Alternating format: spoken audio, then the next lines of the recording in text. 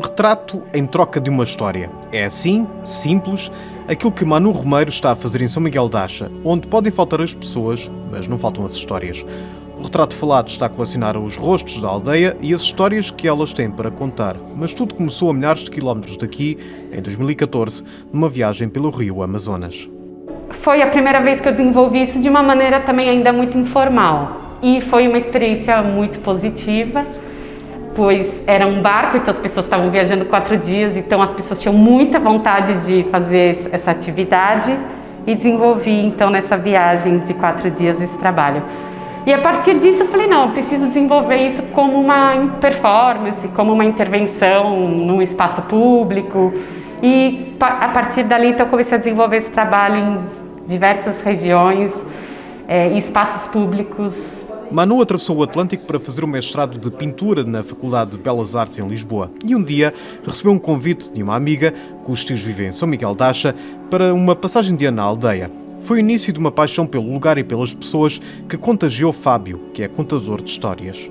E a gente estava voltando de um dos passeios por aqui pela região, que é linda, e aquele tom mágico do fim de ano, um frio, né? Tudo assim com lenha queimando e pessoas... E quando nós voltamos para a aldeia, nesse primeiro final de ano, vindo de um passeio, uma das senhoras, que eu não lembro quem é, porque já virou uma coisa mítica na minha cabeça, parou o carro, estava eu, Manuela atrás, o Zé e a Elenita na frente e disse: "Ah, então não apareceram ontem na festa, não sei se tinha uma festa coletiva, uma coisa assim, e não é possível, estamos com os convidados." Ela falou: "Não, por quê?" Isso foi o que ficou na minha cabeça, olha que história maravilhosa.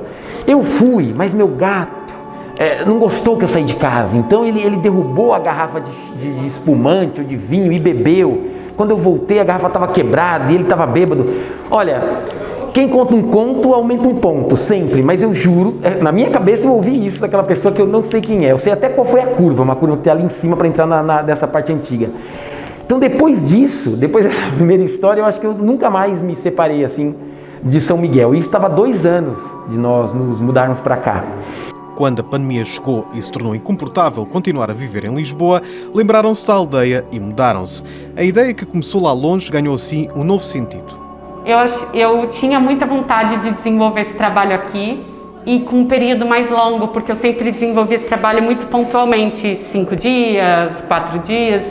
E aqui eu percebi que como eu estou vivo aqui, eu teria a possibilidade de desenvolver esse trabalho com mais tempo e com mais organicidade, de poder chegar nas pessoas, que elas se sentissem bem e convidadas e aconchegadas para participar. Ganhar confiança também. Exatamente, que eu acho que é bastante importante para isso acontecer de uma forma... Eu gosto que esse trabalho aconteça não de uma forma imposta, porque às vezes acontece um pouco, você está na rua e está numa intervenção artística, então as pessoas não têm tem receio. Então você precisa trazer as pessoas, mas depois que uma quer, e depois, olha, tem fila, todas querem participar. Entretanto, Manu conheceu Sofia por acaso e dessa coincidência nasceu mais do que uma amizade.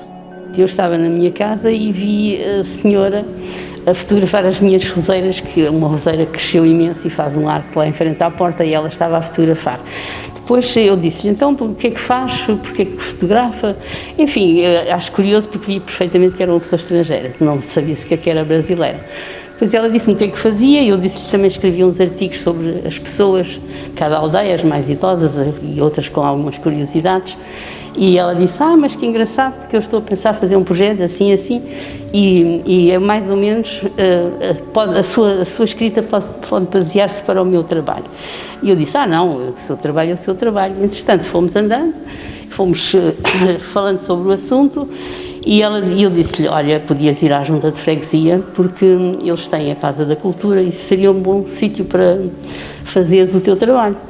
E eu apresentei-lhe o Presidente da Junta, acompanhei-a nestes primeiros passos. Eles acederam porque o projeto é realmente interessante e agora faço-lhe companhia como uma amiga e vou promovendo o projeto dela como posso, porque acho o processo muito, muito interessante e arranjo-lhe pessoas diferentes, as curiosidades, porque há sempre aqueles típicos da aldeia que nós conhecemos e que ela não conhece porque não é de cá, não é? E as pessoas têm acedido e têm achado muito engraçado e o trabalho tem corrido muito bem. O retrato falado tem também uma função de combate à solidão numa aldeia onde vivem pouco mais de 500 almas. É muito importante dar ouvido para essas pessoas, porque o envelhecimento não traz uma satisfação por si só. Ele prevê partilha, conversas. Então, se nós pudermos chegar, e já teve, né, pessoas que vieram, que estão sozinhas nas casas e que vêm com um amigo ou com um filho para cá e se põem a conversar. Ainda mais nesse momento de pandemia, que é mais fácil a gente estar, né, em lugares mais arejados, né, porque também é muito bom quando a pessoa não pode e nós vamos até ela ouvir, desenhar. Mas esse momento que é mais delicado, o espaço é mais arejado, a Manuela também vai procurar pessoas agora, né? Agora o segundo plano é ir procurar também pelos cantos. Então vamos até o café, vamos até a Praça do Rocio, aqui onde estava o peixe. Vamos ali desenhar. Nós temos um grupo de cantares e há uma senhora de muita idade, que é a dona Benedita Moleira, e eu disse à filha, leva lá a tua mãe, que a tua mãe vai gostar de que ela lhe faça o retrato. E depois, claro, que eu já sabia que ela gosta muito de cantar, e tem uma canção que é Panteia o Meu Cabelo, que é o ex-libris dela. E eu disse, então prima, agora tem que cantar a sua canção. E ela cantou. Entretanto, chegaram mais 2 pessoas, uma outra, a Fátima Torrado, canta muito bem também, e é do grupo. Chegou a Conceição Pinheiro, que também canta. Olha, fez-se ali um concerto, tivemos quase 2 horas ali a cantar o São João, a cantar as melodias mais características. E foi engraçado, e é um momento de convívio, um momento de relacionamento entre pessoas de diferentes gerações com diferentes objetivos. Os retratos vão dar origem a uma exposição que promete ser diferente de todas as outras.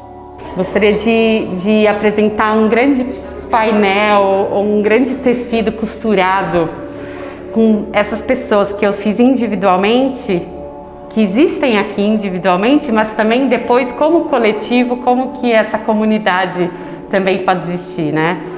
E já estou conversando com costureiras aqui de São Miguel da Acha para a gente depois fazer juntas essa costura. A gente não sabe exatamente como vai ser, pode ser uma costura criativa ou pode ser apenas uma borda, um bordado em volta do tecido para juntar com o outro e formar um grande painel.